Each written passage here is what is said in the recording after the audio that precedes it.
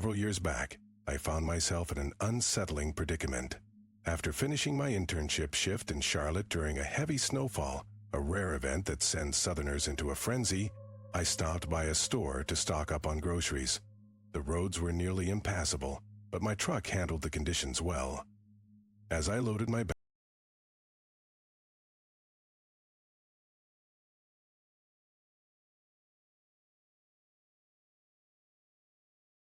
bags, lost in thoughts of cozy snow days ahead, a stranger abruptly grabbed my arm. She was an older woman, perhaps in her 60s, asking for cigarettes.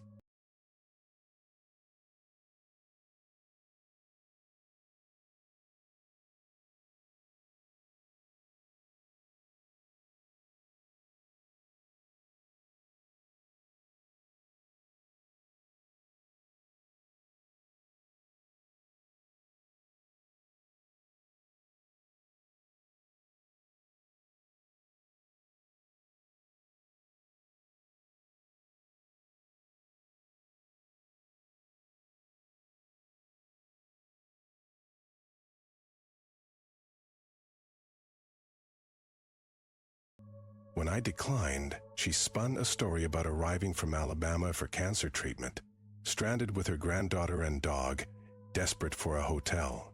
Though wary, I hesitated. Raised to help others, I reluctantly agreed to drive her just up the road. The moment she slid into my truck, red flags multiplied.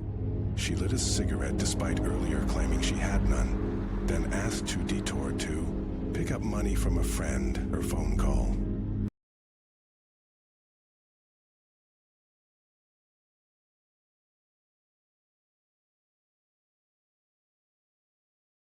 This guy's bringing me to get the stuff, sealed my unease.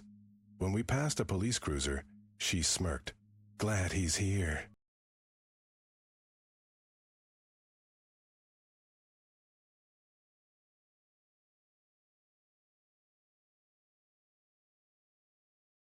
Now I feel safe. The destination? A derelict apartment complex reeking of danger. As she vanished inside,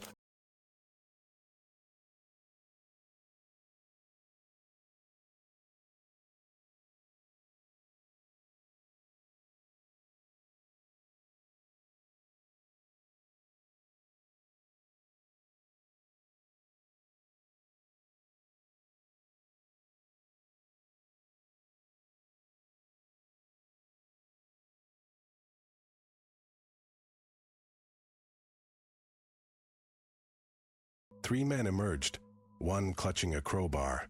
I floored it backward, tires spinning in the snow. Late, R. A co-worker revealed the same woman had approached him a year prior. I never returned to that area. Childhood fears resurfaced when boot prints appeared around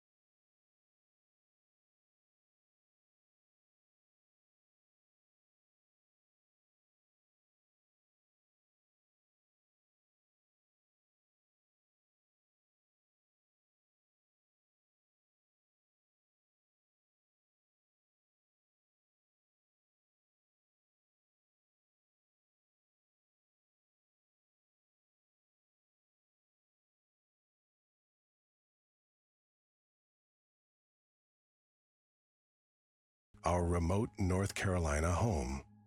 My brother, ever the tormentor, mocked my habit of closing the curtains until the night I left them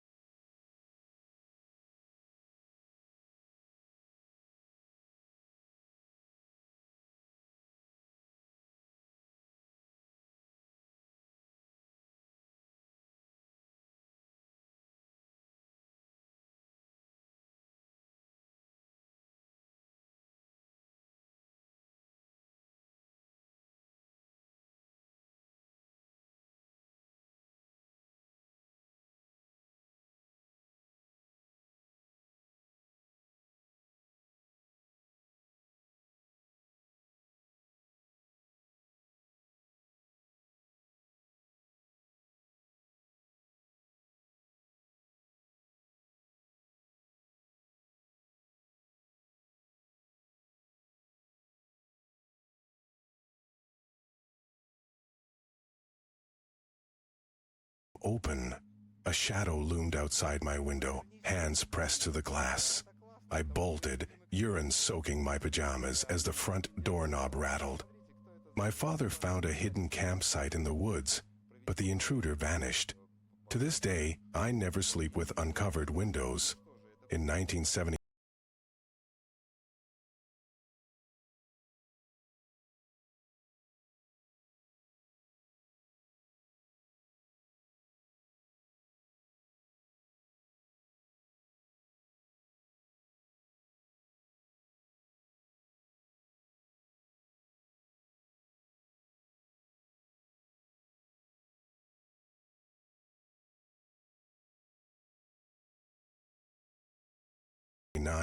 my mother narrowly escaped a predator who stalked her for weeks. First in a car, then inside her apartment, where he posed as a family friend. Years later, she recognized his face in a true crime book. Serial killer Mike DeBartlebine, active in her college town at the time. Had he succeeded, I wouldn't exist. During a pre-dawn drive in 2005,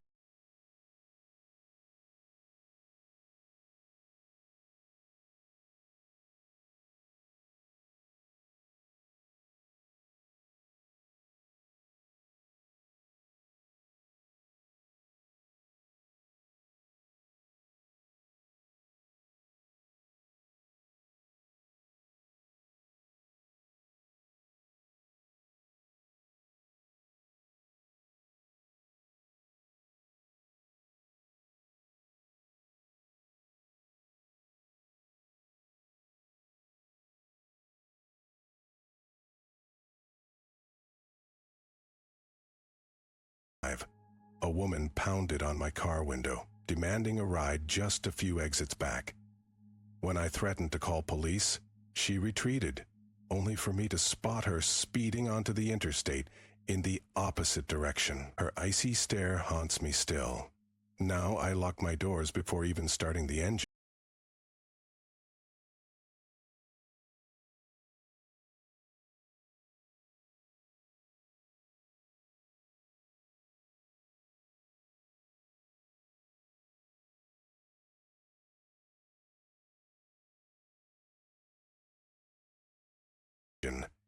Fear isn't paranoia.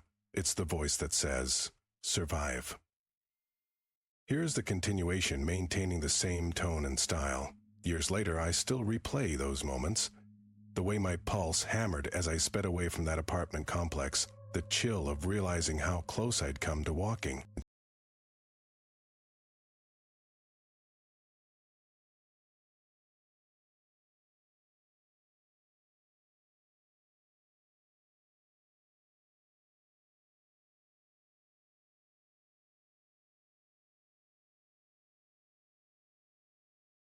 To a trap, it's easy to dismiss gut feelings as irrational, but those instincts exist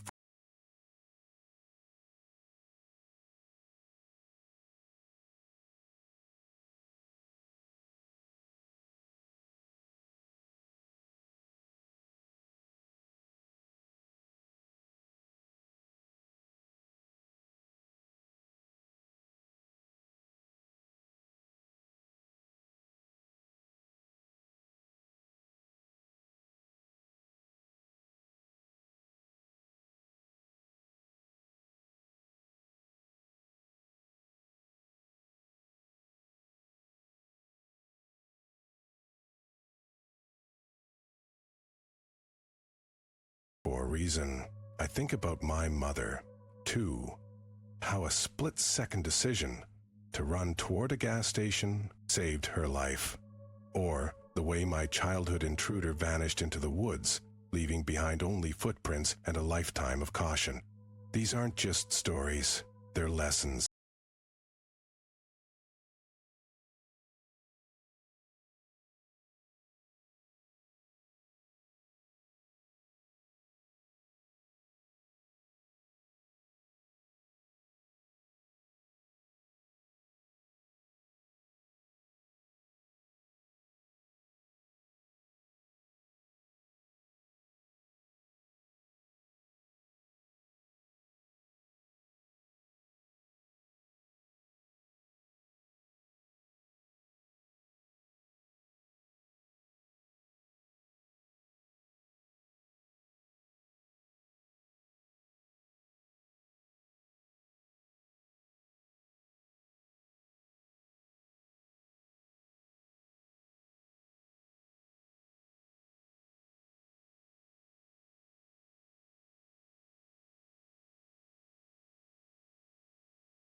Etched into my bones. Now, I don't take chances. If someone approaches my car, they get a firm no through rolled-up glass.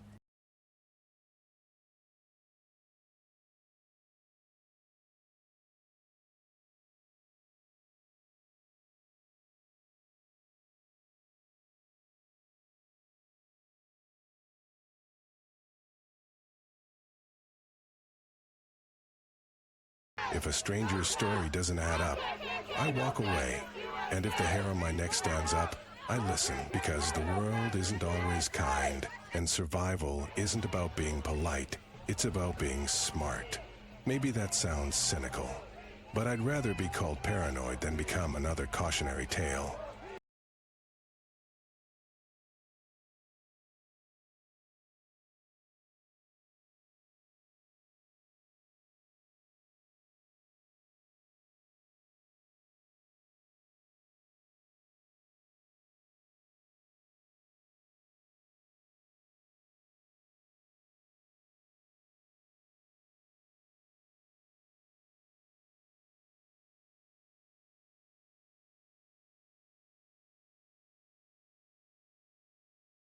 After all, the ones who make it home aren't always the bravest.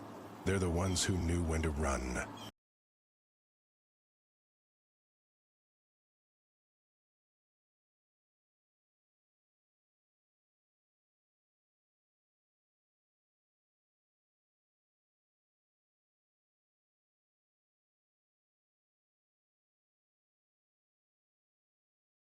The truth is, danger rarely announces itself with a warning sign. It slips into ordinary moments. A snowy parking lot, a quiet country road, the glow of a gas station at dawn, and the difference between a close call and a tragedy often comes down to one choice. Trust your fear or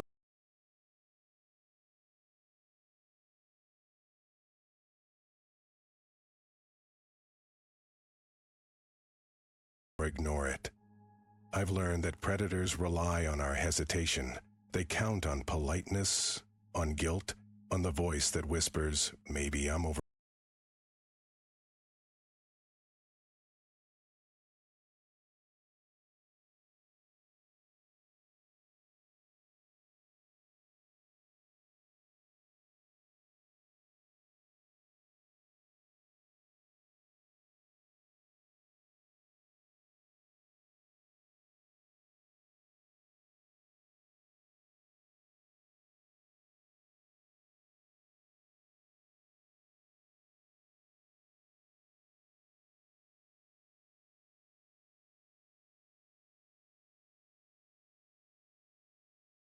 Reacting, but hesitation gets people killed.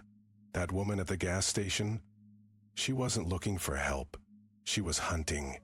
The man in my mother's apartment didn't forget his guitar. He was testing boundaries.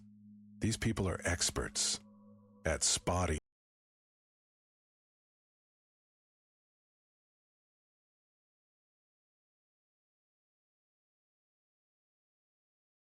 the vulnerable, at weaponizing kindness. So now I have rules. Never let a stranger dictate where you go. Never.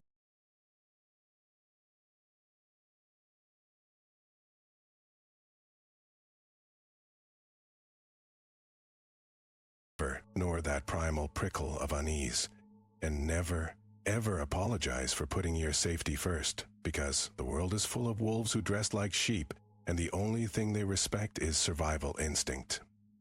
Some might say I become too guarded, but I sleep just fine knowing I'll never again be the naive Mark in someone else's story. The price of